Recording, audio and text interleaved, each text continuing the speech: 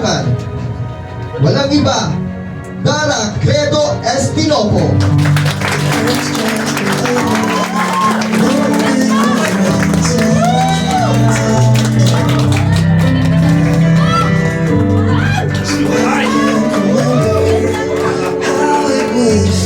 Of course, we give a flower bouquet named Kuya Rap Matucha.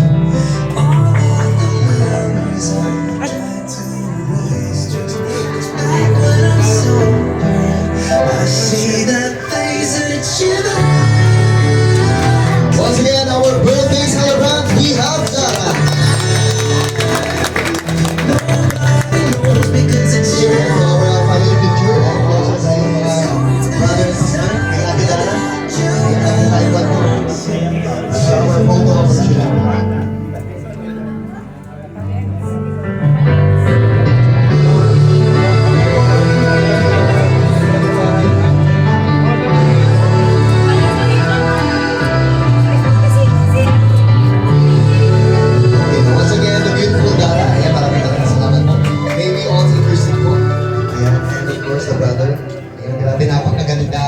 Tamang-tama yung sabi nila Malacanang, ang ganda na si Dara.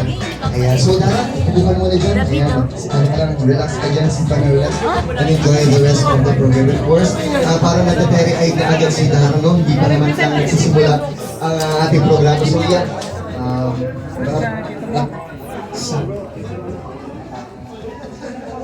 maraming salamat po. And also, to formally start our program, may we call on Kuya David po for the opening prayer.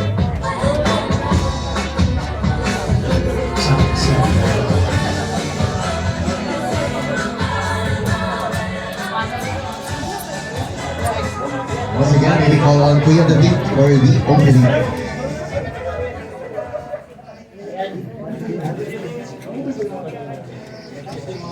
Sige po, po nyo lang po, tayo po tayo ulit. Para po mag-pray po. Sige, simulan po natin yung ating party ng prayer. Let's bow our head and feel the presence of the Lord. Lord, maraming pong salamat sa gabing ito. Salamat po dahil kami po ay pinagtipon nyo dito upang mag-celebrate, Panginoon, ang 85th ni Dara. Dalangin namin, O Diyos, samahan niyo po kami sa gabi ito. Ang event nito ay magbigay ng kasiyahan, celebration, Panginoon, magbigay ng mga bonding sa bawat isa, Panginoon, at syempre, may celebrate po ang birthday ni Dara.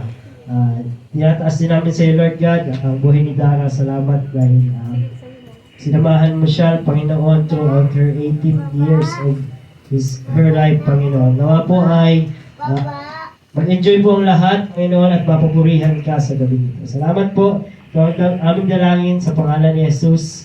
Amen. Amen. Thank you so much, Kuya David. So ay mag-relax muna po tayong lahat. Ngayon po muna po tayo. At maya-maya po, ayan, bigyan ko lang kayo ng mga konting tawag dito. Ang papiyaw sa ating magaganap na program for tonight. Ayan, mayroon po tayong mga prepare na prize.